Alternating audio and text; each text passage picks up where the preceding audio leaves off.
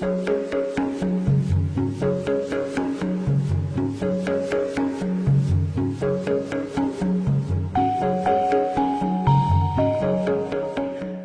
to Thinking Out Loud, where we dive deep, ask big questions, and explore what really shapes learning at JCHS. I'm Mary Ellen Hunt, Director of Enrollment Management, and your host. And today we're talking with Tamar Rabinowitz, JCHS's Dean of Jewish Studies. As the head of Jewish Studies, Ms. Rabinowitz has inspired countless students and colleagues alike with her passion as a teacher and her tenacious and thoughtful scholarship. She's a member of the inaugural cohort of the Hartman Beit Midrash for a New North American Rabbinate, where she's studying for rabbinic ordination. And here at JCHS, not only does she lead the Jewish Studies Department, she ignites a true love of knowledge and critical interpretation in her students. We so appreciate you taking the time out to talk with us today. Thanks for having me. Of course. So I want to start out by talking about something that I've heard you say. Mm-hmm. You've said that learning Torah can be really difficult, even alienating at some times. In your experience, what are some of the biggest challenges that students face when they first encounter this kind of text? Okay, so there are a number of challenges, but I'm going to focus on two, and they're connected. One is this instinct to dismiss that which feels foreign or confusing or hard. And then the next is kind of an impulse to reject ideas that are not aligned with your prior beliefs, right? These are natural human responses whenever we encounter something that's unfamiliar, whether it's a new text or a new experience or another human being whose perspective you might not agree with. And then when we're talking about Torah, right, Torah is actually written in a style that feels very jarring to modern readers. Let's not even deal with the biblical Hebrew, but this style is laconic, it's elliptical, it's elusive, and the temptation for many students is to simply say, this is too hard, this is irrelevant, this has no meaning for my life. And so those are some of the challenges that I have noticed over the years of teaching Torah.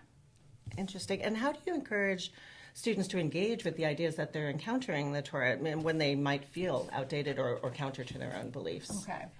In those moments, I'm asking my students to really approach study with interpretive charity. That doesn't mean that they have to accept every idea as moral, as good, as just, but it does mean that they need to start from a position of openness, curiosity, and not lean towards skepticism and cynicism. And what that might look like is that when we're reading a biblical text that they're having difficulty with, I might ask them to think about what this passage might have meant for its first audience, or why is this text told this way? What concerns, what questions is this text bringing to the surface? What ambiguities is this text allowing us to imagine? And then when we're dealing with commentary, I might ask students to think about what was at stake for our commentators. What world were they living in?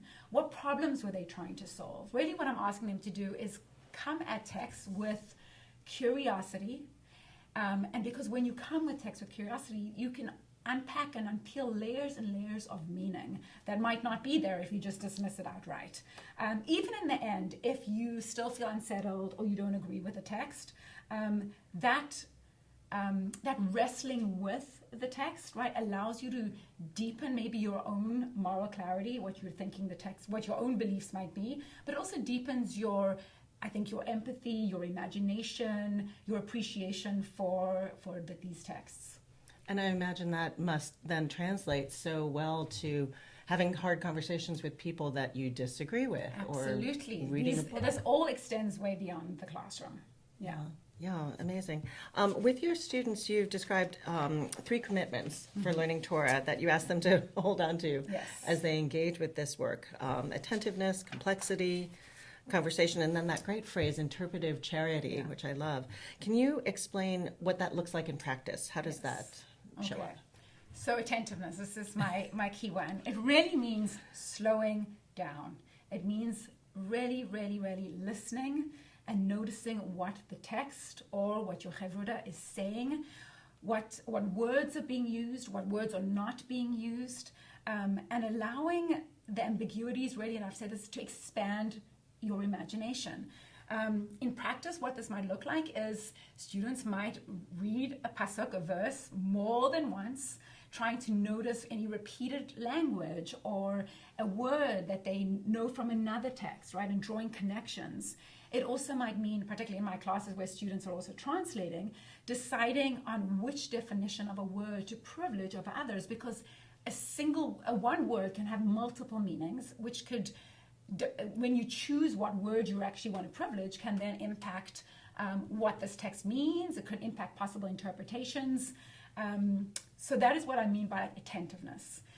When we think of complexity in conversation, and I say this a lot to my students, right? Torah is not a single voice. Just like halakha, Jewish law, is not a single code. The Jewish tradition is a record of ongoing debate, and really a debate that has been across generations, across geographies. And what we know this, we are a diasporic people with that, and what that means is that we have diverse moral and cultural contexts, and to learn Torah is to kind of really enter into that conversation. It's to hear how ideas have evolved, and how meaning has made through dispute, through compromise, through the meeting with other cultures. We read, these are big words, but we read synchronically, which means that when we're reading a text, we're actually listening to multiple voices. We're also reading diachronically, which means that we are reading generations of interpretations, and we're seeing how each generation understood those texts and added to that text. And then, of course, we are also adding our own voices to that text. So it's really like a cacophony of understandings. And so what that might look like in a class is just say we're reading the biblical text of the golden calf. So they're going to then read Rasag, a 9th century interpreter from the Arab world. And next to Rasag, we're going to read Rashi, who's an 11th, 12th century interpreter from France. And then next to Rashi and Rasag, we're going to learn a 21st century scholar from the East Coast. Right? And we're going to, of course, try to ask questions like, where are they similar? Where are they different? Why are they similar? Why are they different? What do we think? And so that's what it looks like in practice. And then interpretive charity, as I said, is to start from a place of openness, curiosity, not cynicism. And in practice, that might look like students summarizing an interpreter's view, trying to understand what motivated that interpreter, and not really starting from a place of their own opinion necessarily. And I'll just say that I think that all these commitments are really, really important because they are cultivating habits of mind and heart, habits like patience, generosity, curiosity, that, as I said, like extend far beyond the classroom. It feels like something that in this day and age, in the 21st century, these are yes, yes, such important skills to have. I also wanted to just ask you, you have such a passion for the work that you do. Where does that come from? Well, I think in many ways it just comes from a love of Torah, a love of the Jewish people.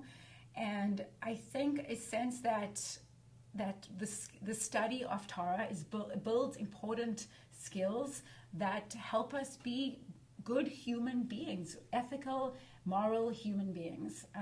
So I think maybe that's where the passion comes from. Well, that leads me to my last question. One of the things that we've talked about, which I love, is how you connect the way a person studies Torah with the kind of person they become in the world. Yeah.